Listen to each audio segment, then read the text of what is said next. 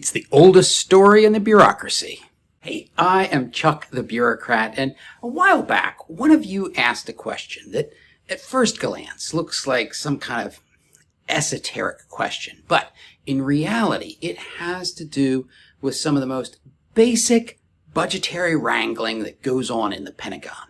It is both a clear and simple example of how budgetary battles play out, and it is an important nuance about how the U.S. military functions. He asked, why do the military services, Air Force, Navy, Army, resist providing direct funding to the COCOMs like CENTCOM or SOUTHCOM? Well, you're probably not going to be surprised when I tell you that this has to do with the competition over the distribution of resources. To understand this situation, it helps, as always, to understand the players and their relationships to each other. The Department of Defense currently has 11 Unified Combatant Commands, or COCOMs for short.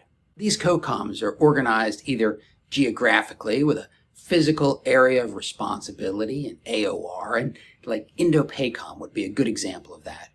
Or they're organized around a specific function, like TRANSCOM. Each of these COCOMs is led by a 4-star general or admiral who provides the command and control over the military forces under their purview, regardless of what service they're from. So EUCOM in Europe would provide command and control over Marines, Air Force, what have you. Chain of command for these 4 stars goes from the President to the Secretary of Defense to the COCOM commanders. Meanwhile, you have the services, the Army, the Navy, the Air Force. These organizations are led by civilians who are appointed by the President and are subject to the authority, direction, and control of the Secretary of Defense. So, same chain of command. For service secretaries like the Secretary of the Army, their duties and responsibilities are laid out in U.S. code. And these include the formulation and implementation of policy, budgetary activities, and, now watch this, the wording matters here, to fulfill the current and future operational needs of the COCOMs. See, here's the funny thing.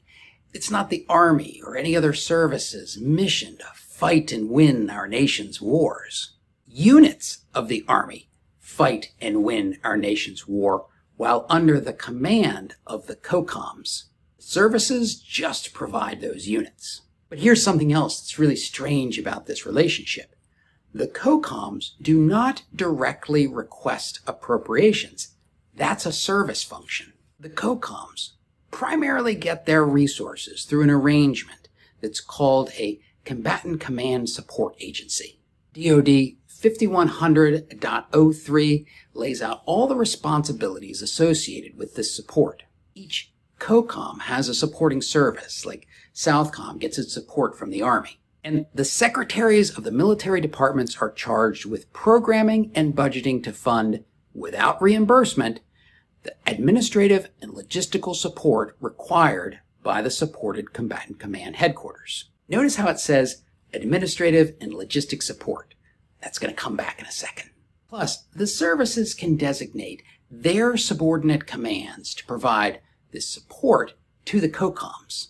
In essence, the services can choose to provide cash to the COCOMs or some kind of service in kind. Which one are they going to pick? Well, I would argue that the Combatant Command Support Agencies are going to gravitate to the option that gives them the most control over the distribution of resources. And DoD's financial management regulation overlays a set of business rules on this financial relationship between the COCOM and the CCSA. The big thing here is that the CCSAs are responsible for maintaining funding for the Directed Combatant Command missions. Missions, not admin and log, and I'm going to foot stomp this distinction. And any reductions the service wants to apply to the COCOM needs prior approval from either the COCOM or OSD. But OSD establishes initial funding for new COCOM missions. So let's go back to the original question. Why do the military services resist directly providing funding to the combatant commands? In a word, If the military services directly program cash to the combatant commands, they lose the ability to take that money back unilaterally. If they want the money back, the service has to convince either OSD or the combatant command to give it up. And honestly, what are the odds of that?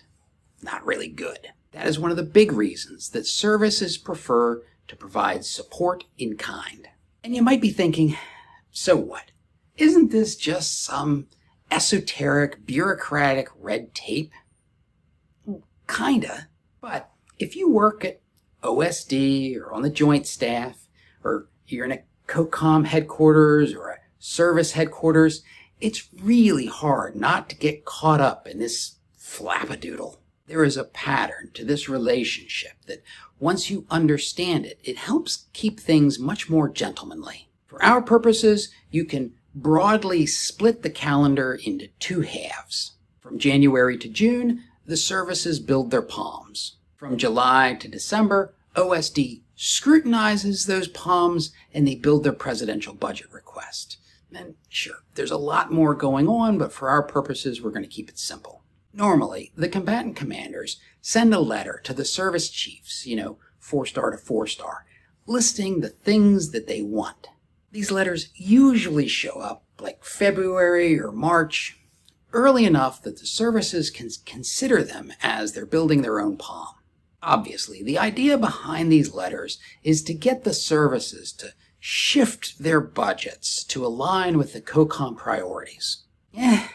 Usually, the services read these letters, send a note of thanks, and then, for the next couple of months, behave as if they're completely ignoring them. In fact, from time to time, angry words get exchanged between colonels over this apparent slight. But let me assure you that those letters are read with great interest, even though nothing seems to happen in the first part of the year. They are viewed as an opening gambit in a much larger game. Even if the service wants to support the priorities of the COCOM, it's unlikely that they're going to make the first move as they build their POM in that first half of the year. Remember, OSD establishes the funding for new COCOM missions. So if the COCOM wants something, the services would really, really like for it to be considered a new mission. Granted, when OSD establishes funding, they could just direct the service to internally fund the new mission, but from the service's perspective, that's the worst case scenario. OSD might cough up some cash, or they might take it from another service. So the reason that the service waits is because anything is better than self-funding in their own POM. In the second half of the year, the service is watching the COCOM. Is the COCOM going to tell OSD about this priority? Because in a lot of cases, the COCOM never mentions what they ask the services for. And from the service's perspective, if it's not important enough to ask the Secretary of Defense to fund it, then it's not important to the service secretary to fund it. Of course, in a lot of cases, the COCOM follows through on the request to OSD in the second half of the year. That means it is important to the COCOM, and then the service will line up either to support the COCOM, or what they'll do is they'll arm OSD with the ammunition to whittle down the request. In the end, COCOMs usually get what they want within reason.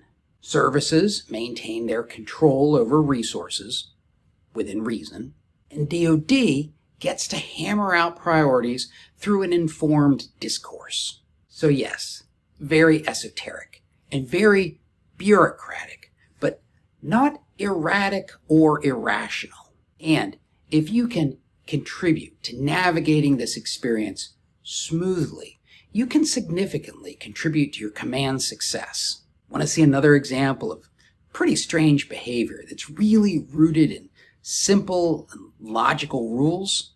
Watch this video.